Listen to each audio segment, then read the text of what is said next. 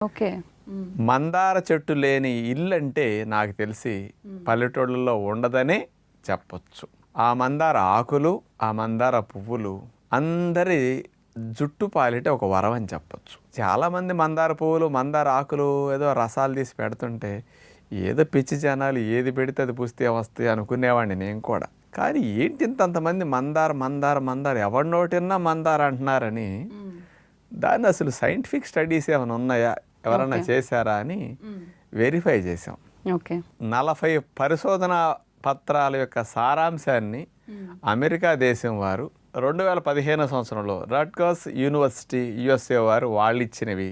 ఇంకొక స్పెషల్ది తెల్ల జుట్టు రాకుండా నలుపుగా ఎక్కువ రోజులు ఉండేటట్టు మందారాకులు చేస్తున్నాయని central leather research institute Chennai వారు 2003 సంవత్సరంలో పరిశోధన చేసి మందారాకుల మీద స్పెషల్గా ఇవ్వటం జరిగింది.